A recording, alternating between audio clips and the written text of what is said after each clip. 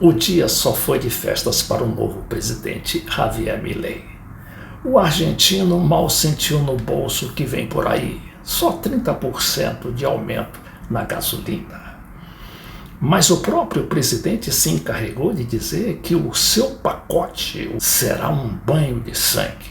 E talvez ele não esteja exagerando aí, porque o que vai acontecer é que ele diz que vai fazer uma maxi desvalorização do peso, podendo chegar até 80% ou 90%. Haverá um corte nos subsídios, aumento brutal das tarifas e além dos preços remarcados no supermercado, que já começou, remarcação que já começou na própria eleição do Javier Milei.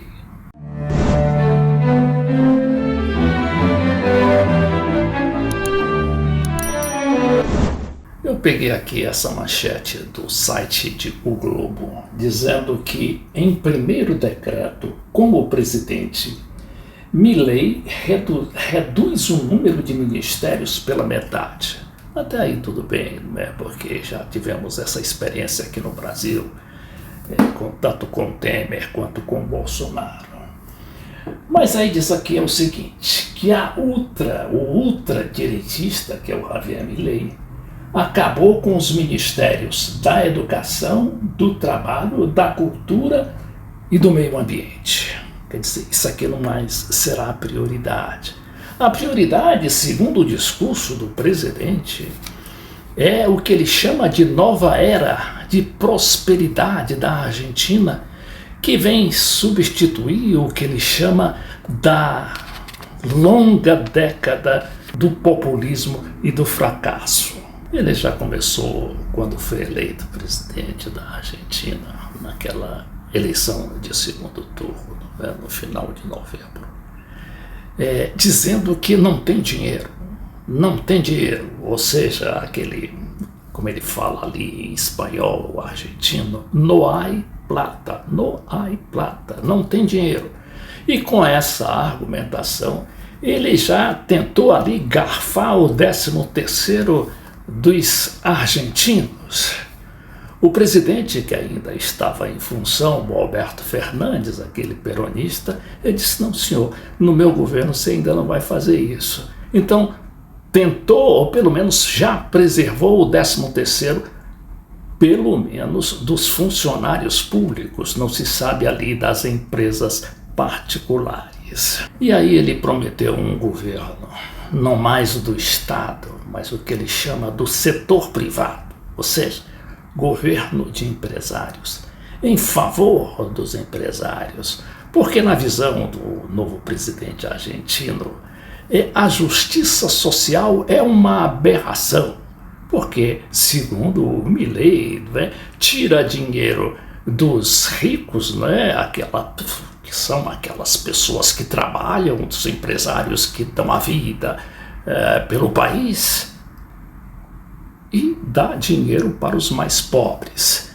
É algo muito difícil de entender, mas se a gente penetrar nas ideias não só do Milei, mas como da direitona que estava ali presente, é mais fácil de chegar a essa percepção, que é uma percepção que vai custar muito caro, não para os empresários, os big shots, mas principalmente para o povo humilde e até a classe média, que é uma grande eleitora do Milei.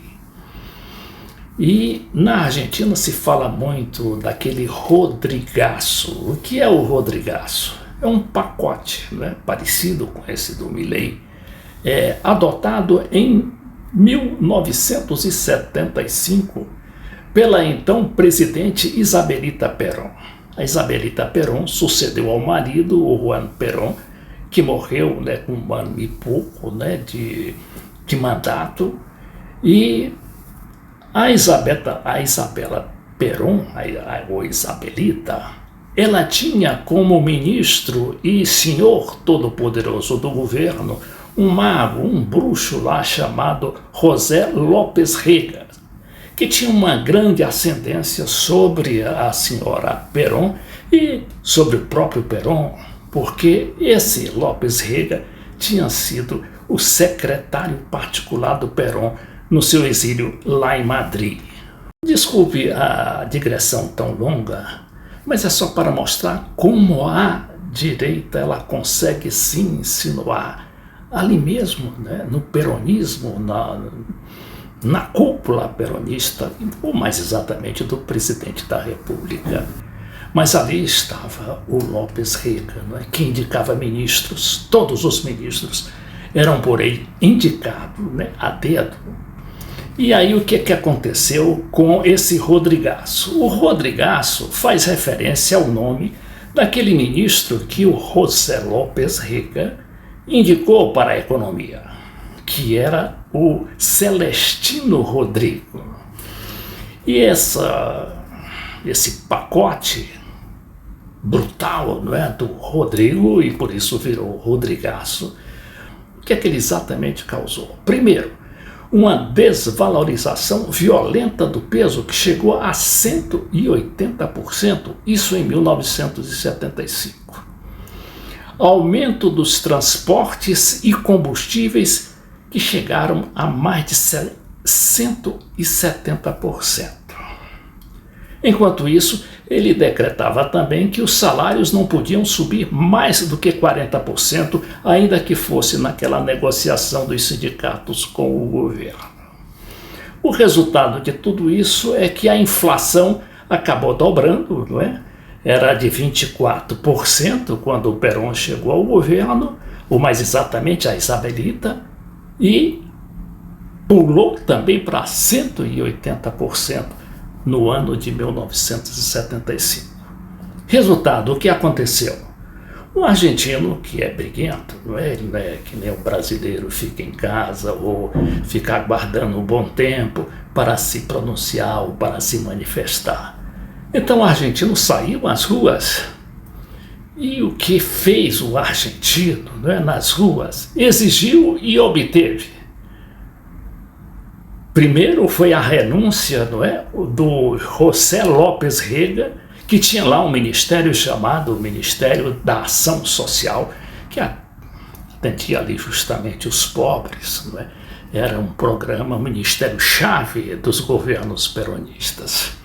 E aí esse mago, esse bruxo, teve de se exilar, inclusive aqui no Brasil, enquanto o ministro da Economia, o Celestino Rodrigo, foi também demitido. E o fato é que ao longo dos 2 anos seguidos da Isabel foram substituídos, ela teve de indicar 6 diferentes ministros, o que significava um ministro da Economia para cada 3 meses de governo. Daí para a ditadura foi um pulo, não é? Porque foi quando houve aquela ditadura sangrenta, sanguinolenta de 1976 do general Rafael Videla. E esses pacotaços anunciados, principalmente por governo da direita, sobretudo dos militares que vieram depois, que não conseguiram também conter a inflação continuou subindo, apesar dos pacotes, né, se multiplicarem, né? E acabou causando desabastecimento na área de combustíveis e de alimentação. Mas como eu ia dizendo, o dia de hoje foi só de festa para o novo governo. Mal sabe ele o que vem por aí, principalmente quando ele se engolfa naquela loucura das desestatizações, ou seja, das privatizações brutais, a começar pela Petrobras dele, que é a YPF, não é? Que já tinha sido reestatizada pela Cristina Kirchner, justamente porque ela tendo sido privatizada no governo Menem, o que ocorreu? A empresa foi despedaçada e o país não conseguia mais produzir, explorar petróleo, apesar de ter petróleo quase que abundância. Foi necessário, então, criar essa empresa. Mas só que ele não vai se limitar a apenas a YPF. Ele vai privatizar tudo. Privatizar as empresas estatais que lançam satélites, por exemplo. A Argentina, a gente conhece muito bem, é um país de ponta em matéria tecnológica. Fabrica até avião, fábrica que também será privatizada. E tem mais a ciência, né? As pesquisas, que o Milei quer acabar tudo para entregar para o mercado. Mas o presidente, no seu discurso de posse, feito de costas para o Congresso, mais de frente para o povo ali na Praça de Maio, ele promete, né, uma era de prosperidade. Vamos ver que prosperidade será essa.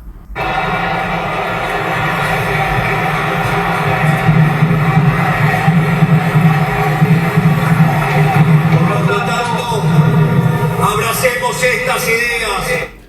Então abracemos essas ideias, promete o presidente, ou conclama o novo presidente. E vamos a volver a ser uma potência. E vamos voltar a ser uma potência, coisa que a gente sabe, a Argentina nunca foi uma potência, foi sim um país próspero, mas na época do Perón, e era aquele justamente que ia derrubar com esse seu pacotaço. Que Deus nos bendiga e que a força do cielo. Que Deus nos bendiga e que a força dos céus nos guie a ser o melhor governo da história. ¡Viva a libertad, carajo! ¡Viva a libertad, carajo! ¡Viva a libertad, carajo! Muchas gracias. E aí ele lança um palavrão, né? Viva a liberdade, caraco!